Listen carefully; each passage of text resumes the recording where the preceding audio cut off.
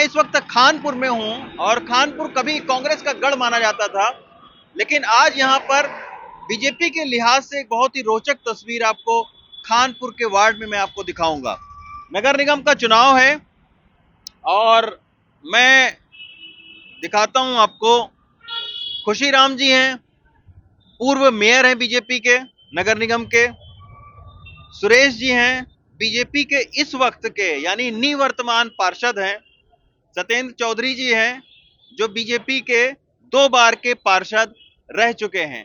ये महामंत्री हैं, इधर पूर्व मंडल अध्यक्ष बीजेपी के हैं। ये सारे बीजेपी के कार्यकर्ता हैं, लेकिन आपको ये जानकर हैरानी होगी कि ये सारे लोग बीजेपी के प्रत्याशी के लिए चुनाव प्रचार नहीं कर रहे हैं। अब क्यों नहीं कर रहे हैं, ये हम जानने की कोशिश करेंगे। लेकिन ये आप देखिए, पुष्पा चौधरी जी चुनाव लड़ रही हैं, निर्दलीय चुनाव लड़ रही हैं पुष्पा चौधरी जी। और पुष्पा चौधरी जी सत्येंद्र चौधरी की भाभी लगती हैं।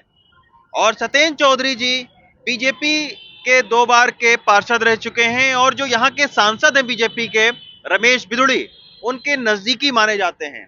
सत्येंद्र जी, बीजेपी के बागी आप हो गए, आपने अपनी भाभी को चुनाव लड़वा दिया, आप सांसद के बड़े करीबी माने जाते थे, तो किसी ने आपको समझाया नहीं कि आप क्यों बीजेपी के खिलाफ अपनी भाभी को लड़वा रहे हैं इलेक्शन? नहीं, मुझे कभी किसी का फोन नहीं आया, ना किसी ने मुझसे बात की। और निश्चित रूप से हम बीजेपी के बागी नहीं है। हम बीजेपी का ही दूसरा रूप, और बीजेपी के हम जीतेंगे तो हम बीजेपी के साथ खड़े हुए। लेकिन अभी तो बीजेपी का नुकसान कर देंगे ना? नहीं, हम बीजेपी का नुकसान नहीं कर रहे, हम बीजेपी का फायदा कर रहे हैं। जो अभी कैंडिडेट है वो निश्चित रूप से तीसरे नंबर पर आएगा और हम आम आदमी को हराने के लिए हम खड़े हुए हैं। हमारा बीजेपी से कोई लड़ाई नहीं है। हम आम आदमी को हराकर इस सीट को बीजेपी की झोली में डालेंगे। कारण तो सांसद जी बता सकते हैं, प्रदेश अध्यक्ष बता सकते हैं, पार्टी के लोग बताएंगे। हमने टिकट मांगी, हमें पार्टी ने टिकट नहीं दी। हमें पार्टी की इज्जत बचाने, अगर पार्टी यहाँ 10,000 वोट से हारे तो किसकी इज्जत खराब होगी? हमें पार्टी की इज्जत बचाने के लिए मैदान में आना पड़ा और हम निश्चित रूप से चुनाव जीतकर एक सीट पार्टी के समर्थन में लाके खड़ी करेंगे। खुशीराम जी, आप पूर्व मेयर रह चुके हैं बीजेपी की तरफ से, 2 बार आप विधायक का इलेक्शन भी लड़ चुके हैं खानपुर से। ये इससे नुकसान नहीं होगा पार्टी का?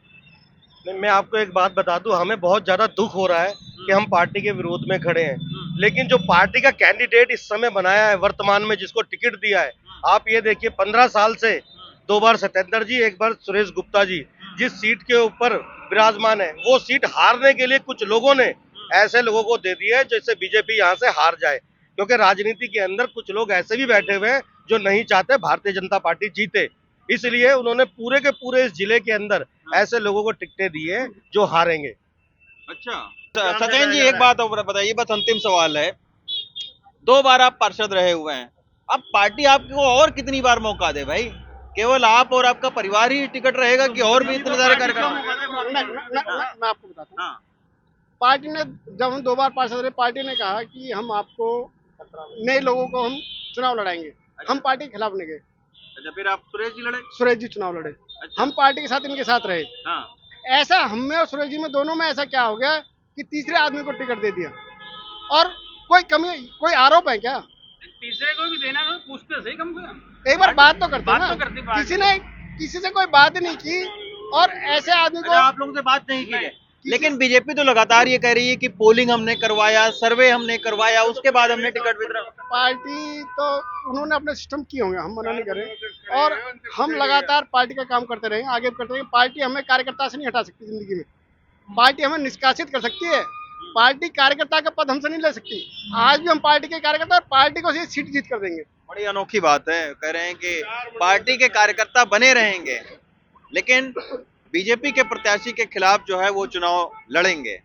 तो एक ये भी रंग है दिल्ली नगर निगम के चुनाव की। अभी हम कुछ और आपको बीजेपी में रहे हुए जो वो पुराने कार्यकर्ता हैं वो क्यों बागी हो गए हैं, कुछ और आवाजों को सुनवाने की कोशिश करेंगे।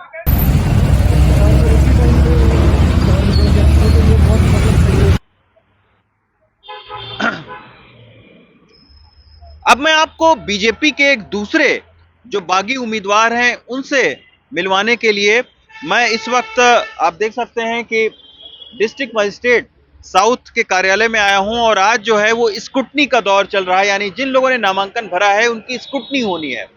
तो मेरे साथ में मनोज महलावत साहब हैं, जो कि बसंत कुंज से आप जो है वो पार्षद बीजेपी के रह चुके हैं।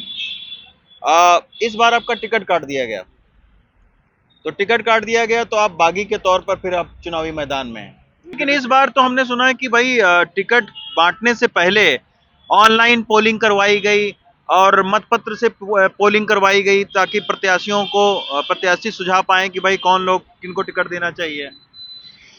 देखिए, कई चीज़ें ऐसी हैं वो धरातल की रह जाती हैं, वो होता सारी प्रक्रिया सारी होती है, लेकिन ऊपर तक बहुत ही कम चीज़ें जाती है।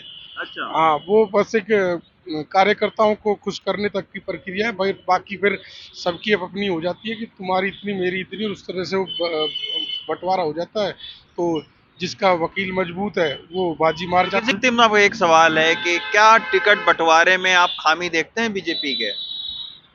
देखिए, ऐसा नहीं है कि पूरी खामी है, कहीं उपयुक्त उम्मीदवारों को भी दिया जाता है, लेकिन कहीं ना कहीं कुछ सिफारशियों के कारण और या अन्य कोई और कई कारणों से, उनके कारण किसी नए नए चेहरों को या काम ना करने वाले चेहरों को, या सिर्फ चुनाव के समय पर आकर अपने आप को प्रमोट करना, क्षेत्र में जनसेवक दिखाना, कर्मठ दिखाना, ऐसे लोगों को तुरंत करके आगे कर देते हैं।